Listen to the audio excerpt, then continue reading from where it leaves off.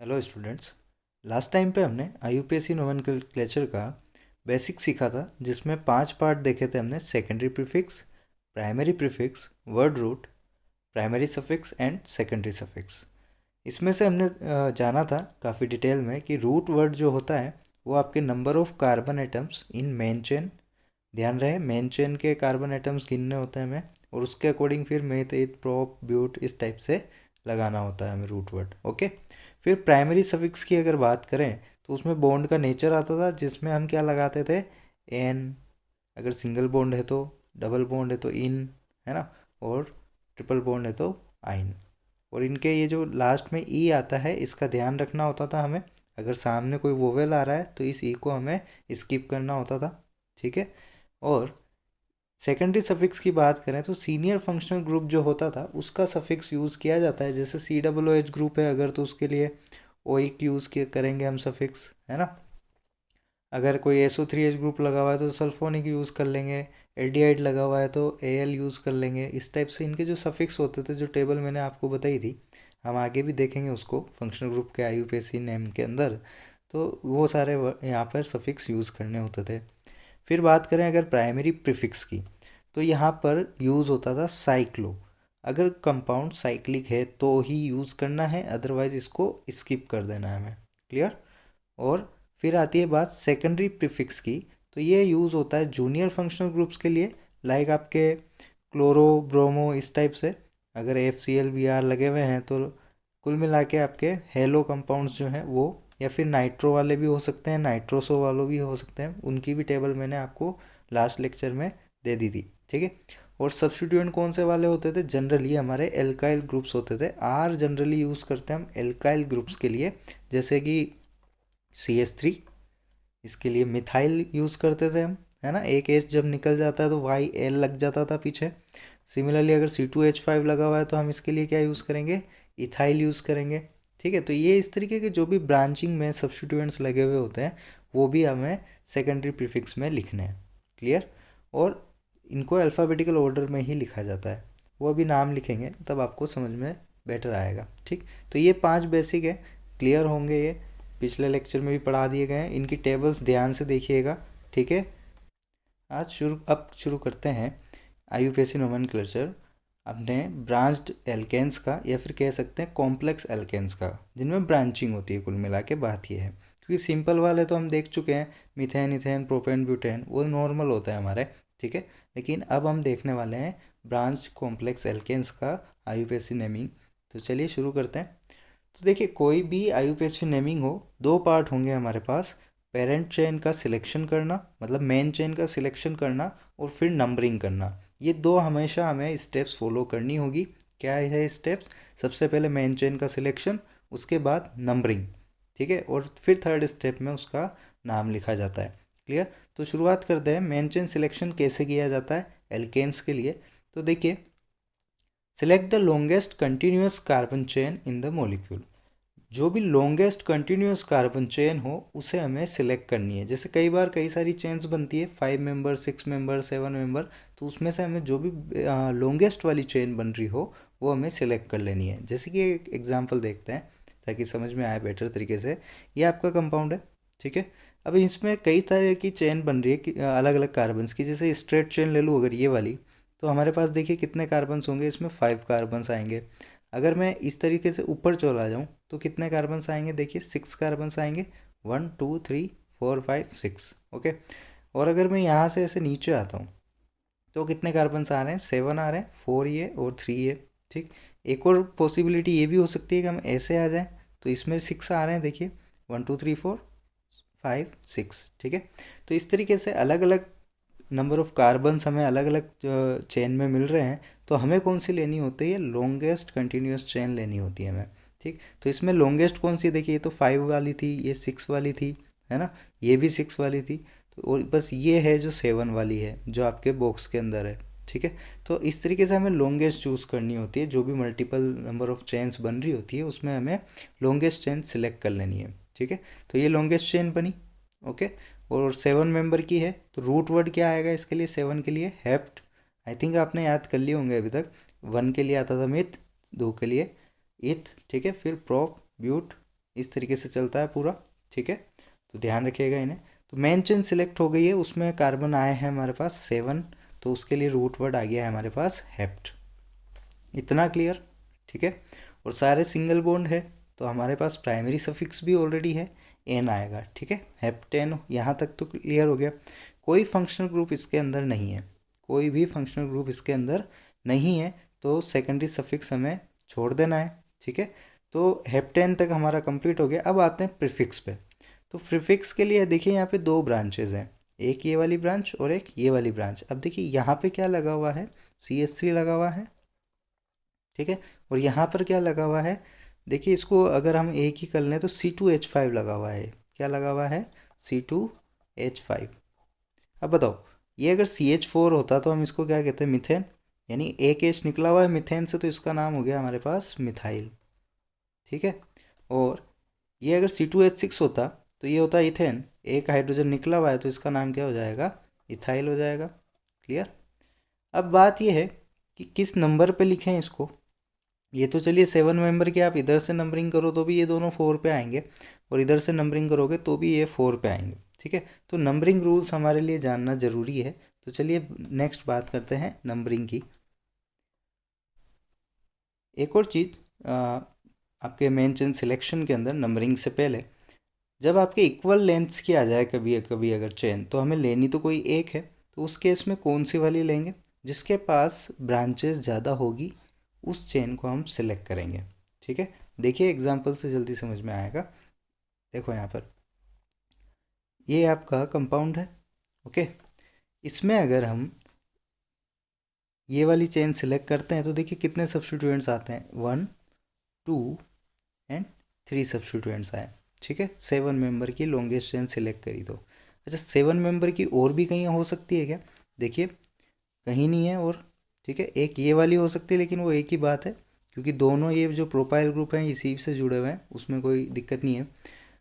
अगर हम देखिए सोचिए, अगर ये वाली लेते हैं, इस तरीके से लेते हैं, अगर ये वाली लेते हैं अगर हम, तो ये 6 मेंबर की ही होती होती, ठीक है। और अगर और कोई सी ले सकते थे, और कोई 7 मेंबर की इसमें पॉसिबिलिटी थी। ये देखिए अगर ये वाली होती, ये वाली, इस वाली को देखिए, ठीक है। ये कितने कार्बन की हो रही है, 1 2 3 4 5 6 7, ये भी 7 की आ रही है, देखिए ये वाली भी जेड जो बन रहा है ये वाली भी 7 की आ रही है ना। लेकिन हमने कौन सी चूज़ करी है, ये वाली चूज़ करी है। क्यों, देखिए इसके अंदर सब्स्टिट्यूएंट्स कितने हैं, ये वाली जो है हमारी जो जेड हमने बनाया है अभी, इसके पास सब्स्टिट्यूएंट्स कितने हैं, 1, ये पूरा सब्स्टिट्यूएंट लगा हुआ है इसके ऊपर, एंड 2, 2 ही सब्स्टिट्यूएंट्स है। जबकि जो हमारे ब्लैक वाले बॉक्स में है उसके पास कितने सब्स्टिट्यूएंट्स हैं, 1 2 एंड 3 सब्स्टिट्यूएंट्स है। दोबारा देखना है अगर, देखिए इस वाली चेन को देखिए, जहाँ पे मैं रेड लाइन लगा रहा हूँ, ठीक है। ये पूरा एक ग्रुप, ये पूरा एक ग्रुप, फिर ये वाला एक ग्रुप, ठीक है, 2 ही सब्स्टिट्यूएंट्स आए।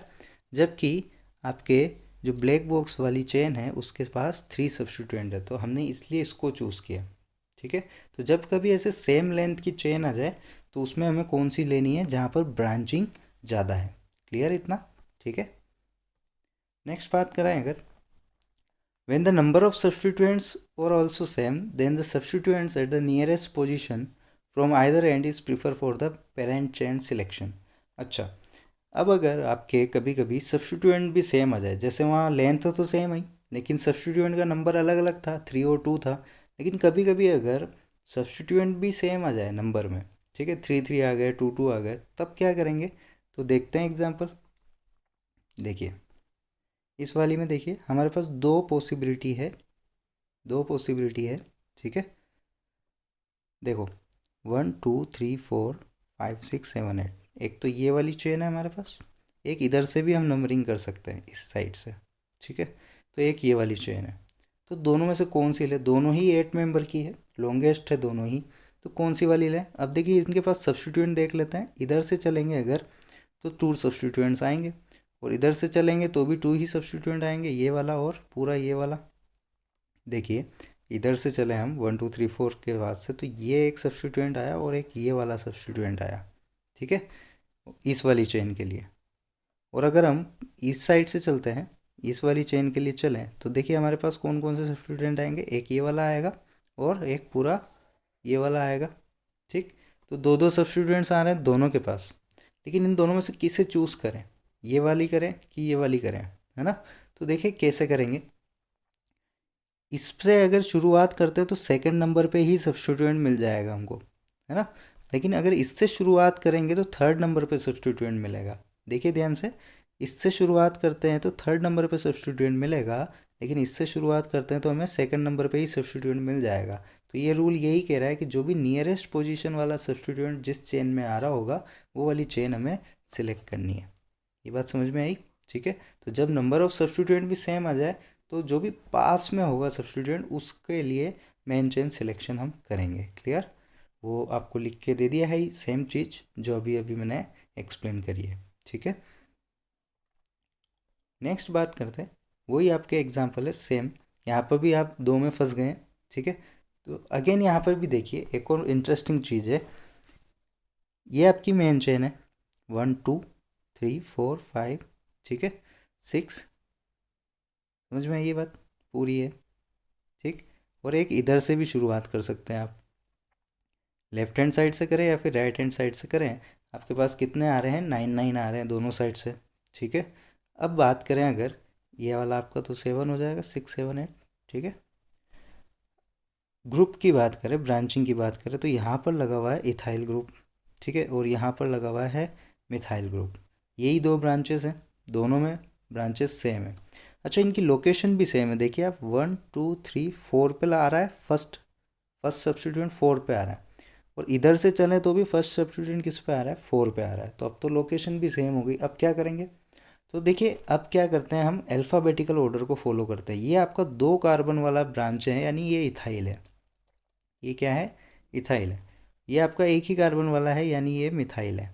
ठीक है, तो अल्फ़ाबेटिकल ऑर्डर में ई पहले आता है या एम, ई पहले आता है, तो उसके लिए हम कौन सी चेन सिलेक्ट करेंगे, फिर ये वाली। ठीक है, क्योंकि इधर से ये ई वाला पहले आएगा। तो ऑर्डर आपको पता चला, क्या ऑर्डर पता चला कि कब क्या प्रिफर करना है। देखिए सबसे पहले तो हमें लॉन्गेस्ट चेन ले लेनी है। ठीक है, सबसे पहले हमें क्या ले लेना है, लॉन्गेस्ट चेन ले लेनी है। अब अगर लॉन्गेस्ट कई सारी आ रही है तो फिर हमें जाना है सब्स्टिट्यूएंट की तरफ। ठीक है, सब्स्टिट्यूएंट भी अगर सेम आ गए तो हमें जाना है नियरेस्ट की तरफ। ठीक है, और अगर नियरेस्ट आपके जो पोजीशन है वो भी सेम आ गई तो हमें किधर जाना है, फिर अल्फ़ाबेटिकल ऑर्डर की तरफ। ठीक है, अल्फ़ाबेटिकल ऑर्डर की तरफ जाना है। तो इसी सीक्वेंस में आप प्रेफरेंस दें तो कभी भी कन्फ्यूज़न नहीं होगा। सबसे पहले आप लॉन्गेस्ट चेन देखें, लॉन्गेस्ट चेन अगर 2 3 आ रही है सेम मेंबर की तो उस पर देखें कि ब्रांचेस किस पे ज़्यादा है। ब्रांचेस भी सेम आ रही है तो वो देखें कि किधर से पहली ब्रांच सबसे पास आ रही है। ठीक है, और लोकेशन भी सेम आ जाती है तो फिर आप किस पे जाएं, अल्फ़ाबेटिकल ऑर्डर पे जाएं। ठीक है, तो ये सीक्वेंस ज़रूरी है। ओके, अब बात करते हैं नंबरिंग की। जो भी आपने पेरेंट चेन सिलेक्ट कर ली उसके बाद नंबरिंग कैसे की जाएगी, तो देखिए numbering is done in such a way that the branched carbon atoms get the lowest possible number. वही आपके जो ब्रांचिंग में जो भी कार्बन एटम्स लगे हुए हैं उनको लोवेस्ट पॉसिबल नंबर मिलना चाहिए।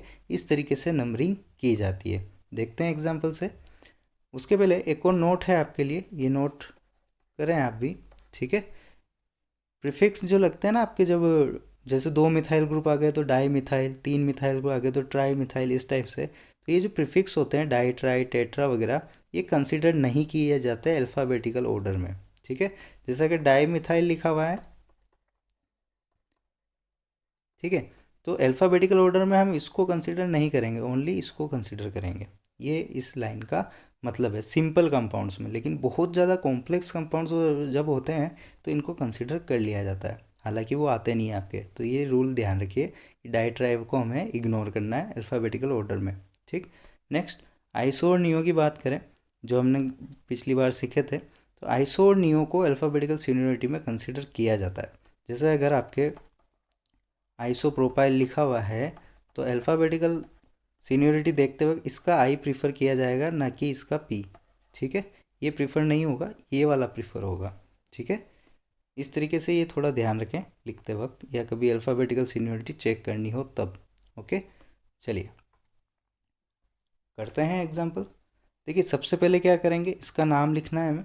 ये आपको एक कॉम्प्लेक्स एल्केन दिया हुआ है। ओके, इसका नाम लिखना है। तो सबसे पहला काम क्या है हमारा, लॉन्गेस्ट चेन सिलेक्ट करना।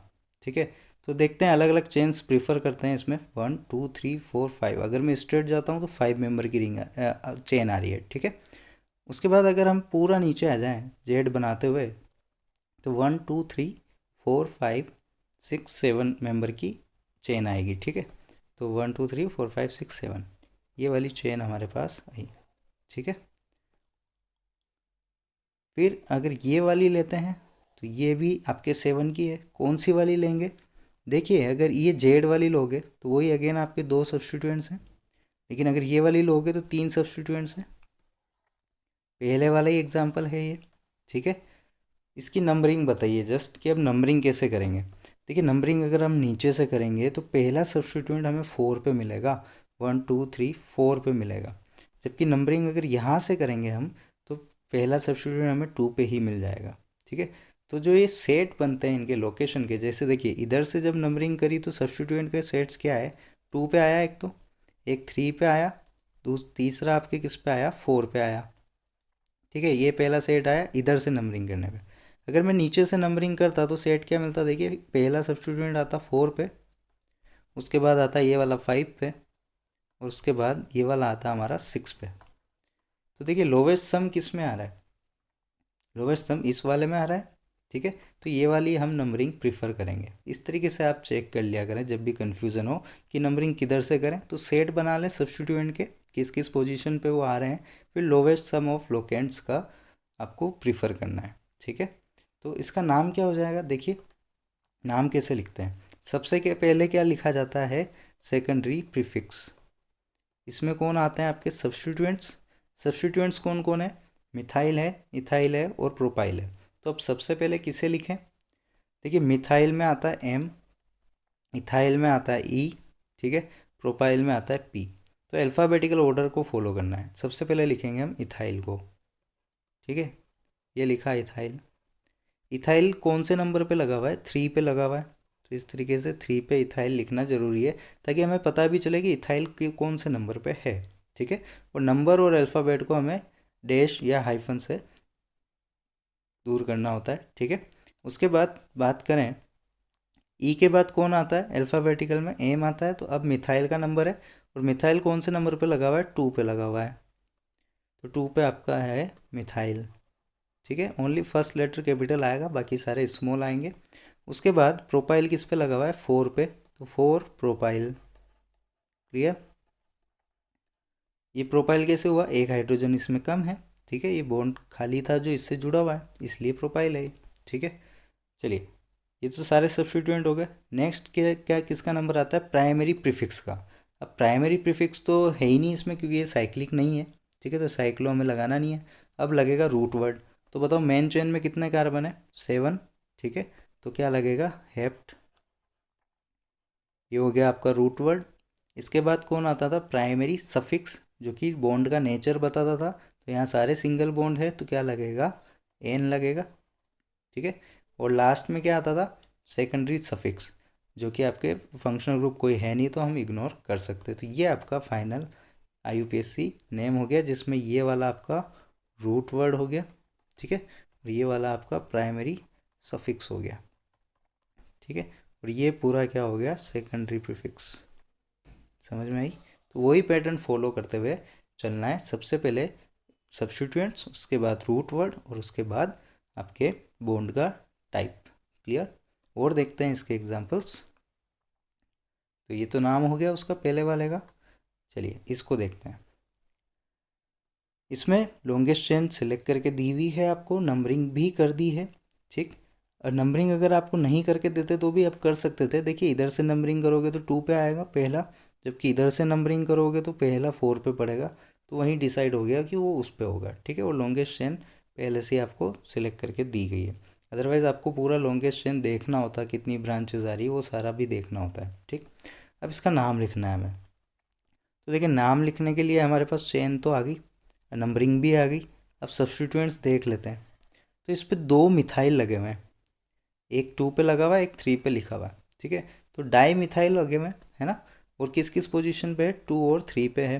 क्या है 2 और 3 पे, डाई मिथाइल है, मतलब 2 मिथाइल लगे हुए हैं, ठीक है। 2 पे अलग, 3 पे अलग, ठीक है। ऐसे नहीं लिखते कि 2 मिथाइल 3 मिथाइल ना, 2 3 डाई मिथाइल, इस तरीके से लिखा जाता है, ठीक है। उसके बाद 3 पे और क्या लगा हुआ है, इथाइल भी लगा हुआ है आपका। 3 पे क्या लगा हुआ है, और इथाइल भी लगा हुआ है, ठीक है। और क्या लगा हुआ है, 4 पे लगा हुआ है प्रोपाइल, 4 पे लगा हुआ है प्रोपाइल। तो ये तो हुए आपके ब्रांचेस। अब मैं बात करें इसमें कितने आपके कार्बन है, 7, तो आएगा उसके लिए हेप्ट। सारे सिंगल बॉन्ड है तो क्या लगेगा, एन, ठीक है। तो रूट वर्ड हो गया, प्राइमरी सफिक्स हो गया, और ये आपके सेकेंडरी प्रीफिक्स हो गए।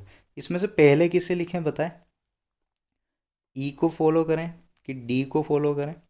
डाई ट्राई को हम इग्नोर करते हैं तो एम को लेंगे, फिर इसमें पी को लेंगे, तो वही पहले वाला ऑर्डर आएगा। देखिए इसका नाम क्या हो जाएगा, देखिए सबसे पहले ई को लिया है, डाई को हमने इग्नोर किया है, फिर एम को लिया है, ठीक है, फिर पी को लिया है, और फिर आपका हेप्टेन हो गया। समझ में आ रही है बातें, काफ़ी आसान है बिल्कुल। बस वो जो 5 बेसिक चीज़ें बताई थी आईयूपीएसी नेमिंग की, वो हमें फॉलो करनी है, ठीक है। एक और एग्जांपल देखते हैं, देखिए इसके अंदर क्या होगा। अगेन आपको मेन चेन सेलेक्ट करके दी हुई है, नंबरिंग भी कर दी है। वैसे भी नंबरिंग इसमें किधर से भी करते यही आता, ठीक है, नहीं आता ये। देखिए इधर से करिए तो सेकंड पे आया, और इधर से किए तो थर्ड पे आता। समझ में ये बात। जैसे देखिए अगर यहाँ नंबरिंग करते हैं हम, ठीक है, इस तरीके से अगर नंबरिंग करते हैं तो हमारे पास सेट क्या बनता, पहला पड़ता 3 पे, उसके बाद आता 4 पे, और उसके बाद आता 5 पे, तो ये एक सेट बनता। और ये जो करके इन्होंने दी है, इसमें सेट क्या बन रहे हैं देखिए, 2 3 एंड 4। तो ऑब्वियस सी बात है ये वाली हम प्रीफर करेंगे, क्योंकि इसका लोवेस्ट सम है, इसको प्रीफर हम नहीं करेंगे।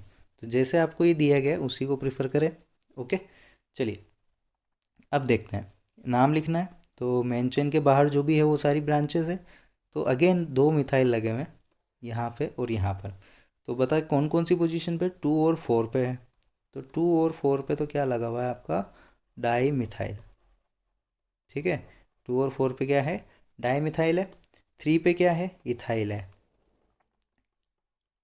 ठीक है। ये तो हो गए आपकी ब्रांचिंग। इसमें कितने कार्बन है, 6, तो उसके लिए क्या आएगा, हेक्स आएगा, ठीक। सारे सिंगल बॉन्ड है तो उसके लिए क्या आएगा, एन आएगा, ओके। तो ये हो गया आपका सेकेंडरी प्रीफिक्स, क्लियर। यह हो गया आपका रूट वर्ड, और ये हो गया आपका प्राइमरी सफिक्स, ठीक है। बाकी चीज़ें है ही नहीं इसमें, प्राइमरी प्रीफिक्स साइक्लिक नहीं है, और आपके सेकेंडरी सफिक्स कोई फंक्शनल ग्रुप भी नहीं है, तो उसे हम छोड़ देंगे।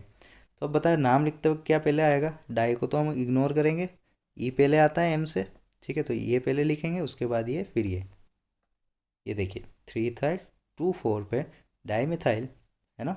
उसके बाद हेक्सेन, क्लियर है। तो ये था एल्केन का नोमेनक्लेचर, जो काफ़ी आसान है, उन्हीं 5 बेसिक चीज़ों के ऊपर बेस्ड है।